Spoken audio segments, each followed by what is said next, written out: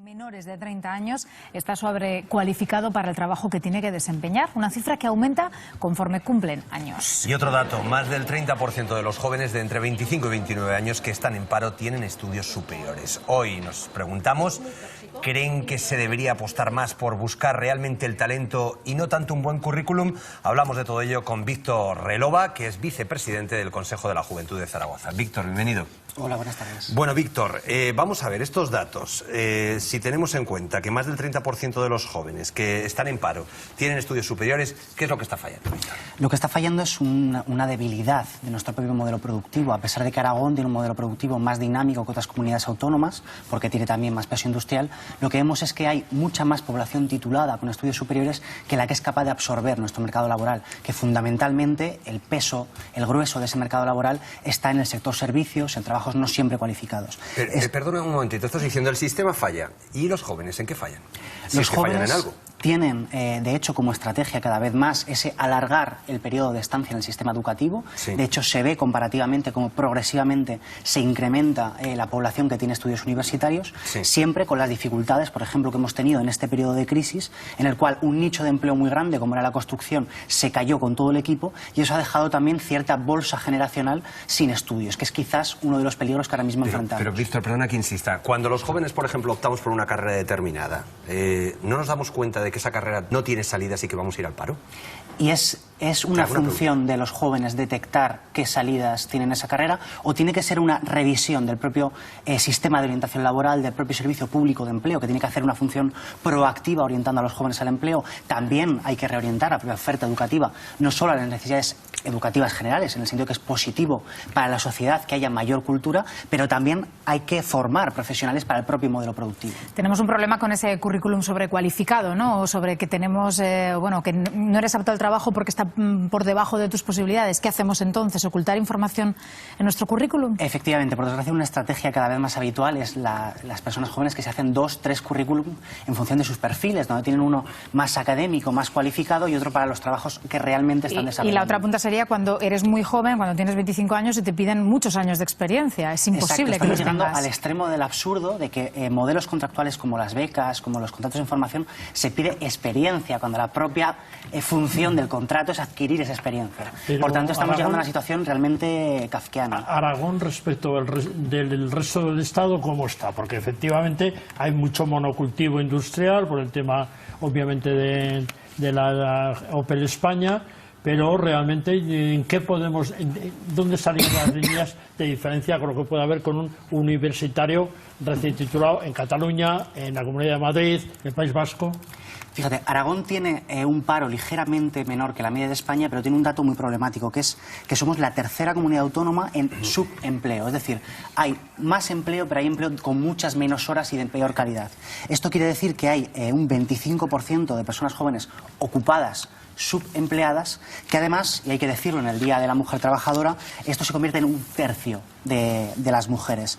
De hecho, vemos que se está feminizando la pobreza también a nivel juvenil, y si 1 de cada 3 empleos va a parar a una mujer, en cambio el 72% de los empleos a tiempo parcial van a parar a las mujeres. Por tanto, hay que señalar esta realidad que tiene que ver con el techo de cristal, con empleos feminizados, comentabais también la brecha salarial que se produce también en este tipo de empleos, e incluso situaciones dramáticas no siempre visibilizadas, como es el tema del acoso sexual en el trabajo. En este país solo se contabiliza como acoso sexual en el trabajo cuando hay una demanda, cuando sabemos que en temas de hostelería, en determinados sectores, es algo muy dramático y muy persistente. De hecho, vi testimonios bastante demoledores en un vídeo de Iskra TV, donde realmente lo recomiendo verlo porque es el testimonio desgarrador de mujeres que no se atreven a dar la cara de lo dramático realmente de esa vivencia personal. Entonces, ¿qué camino crees tú que hay que seguir para cambiar el modelo productivo? Porque si no, parece que los jóvenes están abocados o a ocultar información en su currículum o a irse al extranjero en busca de empleo cualificado.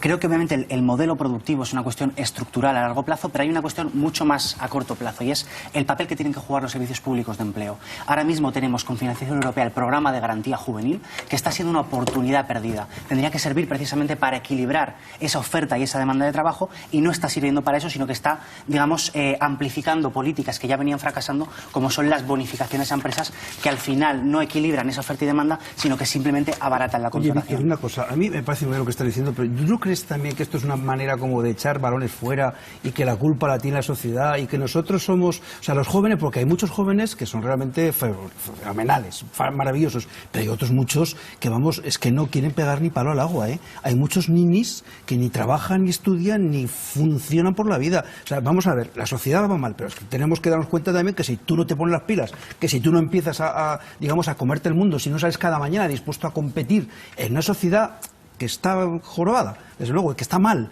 no vamos a ningún sitio. ¿Qué contabilizamos como nini? Si tú contabilizas como nini a alguien que no trabaja... Hombre, yo te voy a decir una cosa, no perdona. Lo que no podemos es, como entonces has dicho, decir, compatibilizamos el acoso en tanto que hay denuncias, que es la única forma de poderlo hacer, seriamente. Pero no mezclemos. Seriamente, Vamos no te lo primero digo. al tema Otro tema. Si hablamos de los ninis como población que no estudia, que no trabaja, pero ojo, en esa categoría está quien tiene personas dependientes a su cargo, quien tiene tareas domésticas, quien tiene enfermedades graves. No, yo te voy al tema del que no quiere, de los o nini, no puede o no sabe. Claro, efectivamente, si quitamos a ese tipo de categorías que normalmente se meten dentro de los nini a idea, vemos, por ejemplo, que entre los 45 y los 55 años hay más nini que entre la población juvenil. Por tanto, ojo, cuidado, que la estadística es muy tramposa. Hombre, claro, por supuesto, y depende de cómo la manejéis o la manejemos, nos va a dar unos resultados u otros. Pero que hay más gente que no quiere trabajar ni estudiar en ese entre concepto. 45 y 55 años que entre la población ese joven. dato me lo tendrás que demostrar. Hay una cosa que se ve claramente en la EPA. Si comparamos, por ejemplo, estos últimos 4 años, entre 2015 y 2011, vemos que se han perdido 37,2 millones de horas semanales de trabajo. Esto quiere decir que se está creando empleo y, sin embargo, caen las horas de trabajo. ¿Esto cómo se conjuga? Se conjuga con que efectivamente se crea empleo, pero lo que hay en realidad es una fragmentación del empleo realmente existente. Si vemos por población de edad, vemos que esas horas trabajadas han subido entre 45 y 54 años, han subido entre 55 y 64 años, y han caído entre 30 y 44 años, y en menores de 30 años se han perdido el equivalente a 724.000 puestos de trabajo a jornada completa. Por tanto, ¿de qué hablamos? ¿De falta de oportunidades o de falta de formación de la y de voluntad de precarización de los encontrar contratos, empleo? ¿no? Vamos a ver una cosa, hablamos de todo un poco, porque la falta de oportunidades y falta de formación, perdona, yo que soy, he estado dando clases en las facultades, que soy profesor universitario, te puedo garantizar que hay muchos individuos que van a clase a pasar el rato, hay muchas personas que no tienen ningún sentido de responsabilidad, hay muchos que saben de que una minoría entre los vamos a ver, jóvenes, una José minoría, Carlos. no lo sé, porque como yo no manejo también las estadísticas, ni tampoco creo en ellas, porque es una forma de disimular y Bueno, pues mantener la bajo tu realidad. experiencia, en tu clase había minoría de ese tipo de No, personas. perdona, en mi clase, en lo que yo he visto en la facultad, y fíjate, yo tengo dos experiencias, la facultad directa, la universidad directa y la universidad a distancia. Y entonces me he dado cuenta de que los individuos, hay muchos sujetos que van, digamos, que utilizan el concepto de yo soy profesional de la universidad, soy universitario, y luego resulta que a la hora de la rentabilidad de su esfuerzo es mínima. Es decir, yo creo que estamos echando siempre los balones fuera, la culpa la tiene el sistema, esto está fatal, tenemos que cambiarlo, pero nunca nos miramos a nosotros. Bueno. Pero a ver, José Carlos, estás pintando a la juventud como una panda de vagos y No, yo no maleantes, estoy y creo pintando que a la para nada juventud. es He dicho así, que hay por el una amor de parte de la Dios. juventud que no funciona Un bien, dato para nada más. clarificar. Ya está, se acabó. La culpa es de las personas jóvenes o es de las políticas y de cuestiones estructurales.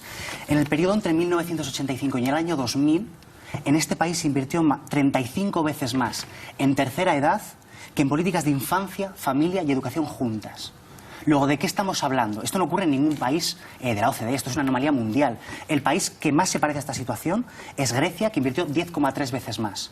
De 10,3 veces más a 35 veces Entonces, más. ¿qué hacemos? ¿Quitamos Luego, a los ¿qué estamos ancianos hablando? lo que le estamos dando? ¿Estamos hablando de un estado del bienestar que podamos comparar a nivel europeo o estamos hablando de una dejación de funciones de una sociedad que desde los años 90 se viene viendo en informe como el informe Petras, que hay una brecha generacional de precariedad, de temporalización, de falta de oportunidades, que no ha tenido una respuesta política en consonancia? Entonces, ¿qué me quieres decir? ¿Que es malo invertir en los ancianos? No, no estoy diciendo eso. Que es un error que diciendo nosotros invertamos hay en las personas que han invertir hecho antes un trabajo en que ímprobo haya por nosotros. una situación de futuro. Y si tú no inviertes en juventud, como sacamos en el informe Juventud Necesaria el año Estamos de pasado, acuerdo en eso, que hay que invertir. vimos que de aquí a 10 años, haciendo una proyección demográfica, el sistema de pensiones es insostenible. Por tanto, no es una cuestión de invertir en mayores o en jóvenes. Invertir en que el estado del bienestar sea sostenible. Y si te falla la pata de abajo, la juventud, que es la que va a cotizar, se te cae todo. Pero como los ingresos y recursos son limitados, ese es el problema siempre. Bueno, lo dejamos aquí el debate. Víctor, te tengo...